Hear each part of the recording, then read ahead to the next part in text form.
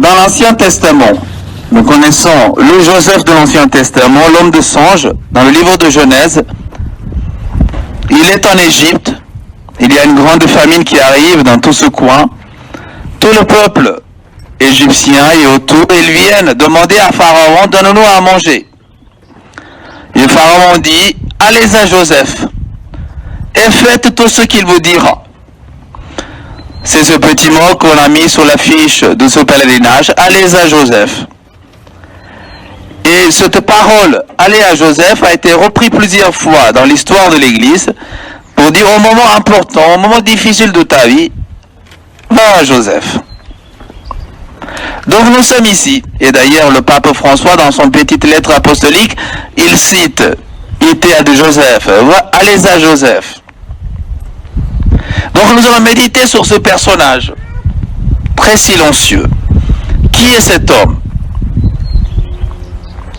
Saint Matthieu, en commençant par la généalogie de Jésus, donc toutes les personnes qui s'intéressent à leurs ancêtres, on commence par Abraham, un personnage extraordinaire, et ça continue par David, un grand roi, Salomon, grand roi, et ça continue.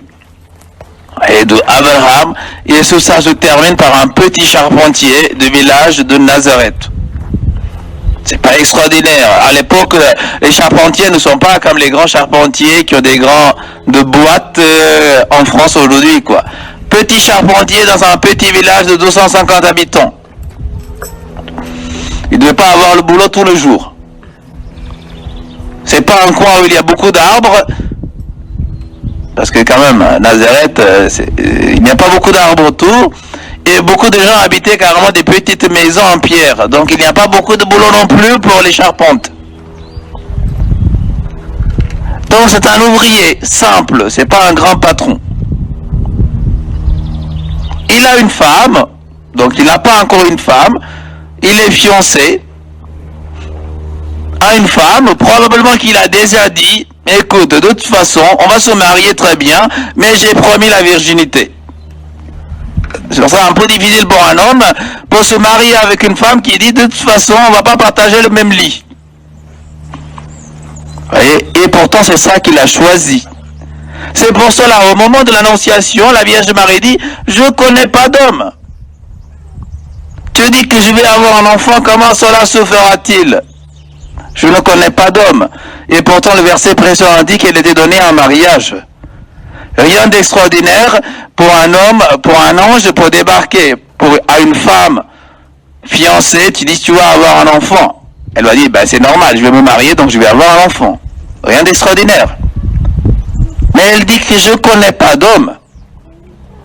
Ça veut dire que Joseph a accepté ce projet de la Vierge Marie en acceptant comme fiancé, comme femme. Accepter une femme avec son projet de vie déjà. Et entrer dans son projet. Voilà un mari exemplaire pour les femmes, je suis sûr.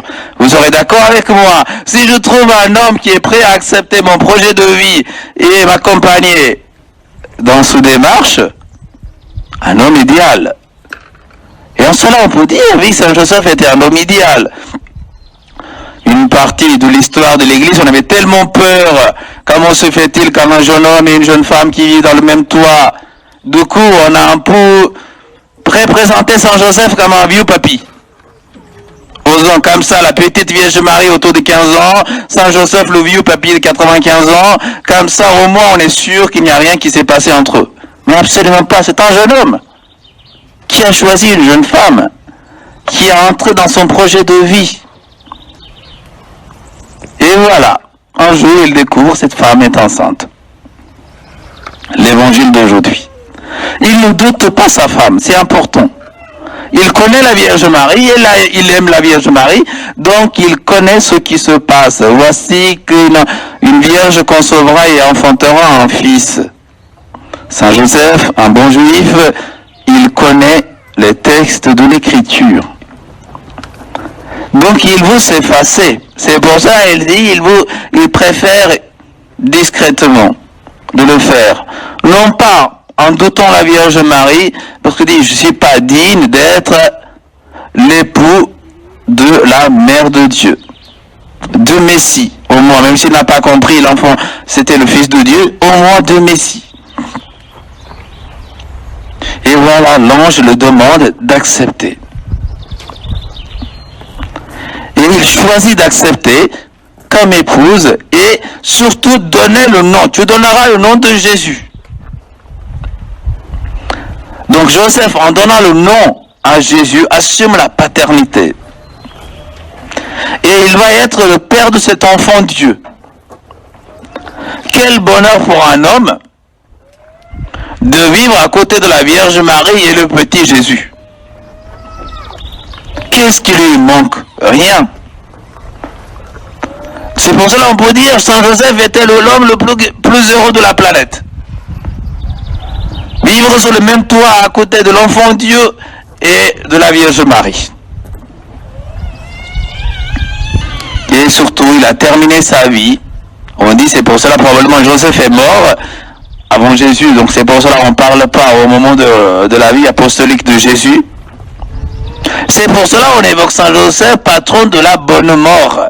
Parce qu'il est mort dans les bras de Marie et de Jésus. Eh bien, chacun de nous, nous pouvons prendre Joseph comme exemple. Un homme silencieux. La Bible ne parle pas un mot de Joseph. Joseph de l'Ancien Testament, il parle beaucoup. D'ailleurs, il parle tout le temps. C'est pour cela que ses frères, ils ne peuvent plus. Il y a un moment, ils décident, ok, et celui-là, on va essayer mieux de le tuer parce qu'il parle trop. Mais Joseph de Nouveau Testament, Saint Joseph, il ne dit pas un mot. Un homme silencieux et qui est prêt à accepter la volonté de Dieu. Eh bien, nous qui sommes venus en pèlerinage, quelles sont les grâces que nous demandons? Je suis sûr, ce n'est pas à moi de vous dire les grâces que vous devez demander. Chacun de nous, nous portons dans notre cœur beaucoup de choses. Surtout dans ce sanctuaire dédié à la Sainte Famille.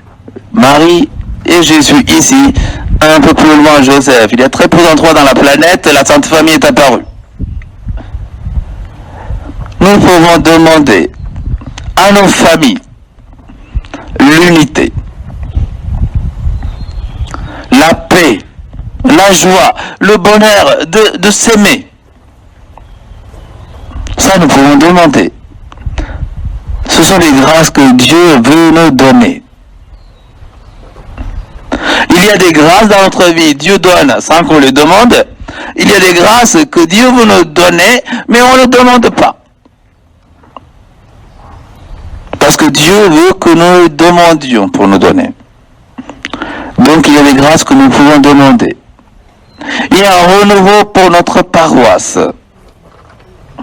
Oui, nous en avons besoin. Que notre paroisse, à l'image de Saint Joseph, de la Vierge Marie et de l'enfant Jésus, ça devient un petit foyer. Pas un foyer fermé, mais un foyer ouvert. Que nos familles deviennent des foyers ouverts et notre paroisse aussi devienne un foyer ouvert. Parce que lorsque notre famille s'ouvre, lorsque notre paroisse s'ouvre, eh bien, c'est Dieu qui va débarquer. Alors demandons cette grâce pour chacun de nous. Seigneur, fais-moi une personne accueillante, comme Saint Joseph a accueilli Marie, comme Saint Joseph a accueilli l'enfant Jésus. Permets-moi d'accueillir ta volonté, comme ils l'ont fait. Et la vie de Joseph et de Marie, ça n'a pas été facile. Et accepter une femme enceinte, partir à Bethléem avec une femme prête à accoucher, se retrouver dans un petit étable. Alors sûrement comme chaque mari qui amène sa femme dans son petit village natal, tu vas voir chérie, j'ai beaucoup de relations là-bas dans le coin. Et arrivé là-bas, on n'y a personne prêt à accueillir ta femme qui est enceinte. Ça devait travailler Joseph pour sentir que je vais mettre ma femme à coucher dans un petit étable, là c'est l'âne et le bœuf. Et après l'accouchement, partir en Égypte, chercher un boulot là-bas, pour un étranger, ça ne va pas être facile. Surtout l'Égypte, pays de l'esclavage pour un peuple d'Israël. Partir dans un pays d'esclavage pour aller chercher un travail, pour essayer de nourrir, revenir, encore avoir peur pour la vie de son fils, de vivre encore dans le petit village, tout en sachant que, et ça va marquer toute la vie de Jésus. L'une des raisons pour laquelle le peuple d'Israël ne vont pas recevoir Jésus comme Messie, de Nazareth peut-il sortir quelque chose de bon? C'est le petit enfant du charpentier. Non, c'est pas le Messie. Ça va marquer profondément la vie de Jésus. Et tout cela, Joseph a porté. Mais il a porté en confiance. Il sait tout ce qui se passe est l'œuvre de Dieu. Eh bien, nous aussi, tout ce qui se passe dans notre vie, personnelle, familiale, sociale, paroissiale, tout cela, la main de Dieu est avec nous. Et c'est Dieu qui nous mène vers ce bonheur. Ayons cette confiance et demandons la grâce que nous avons besoin, chacun de nous, pour notre vie. Amen.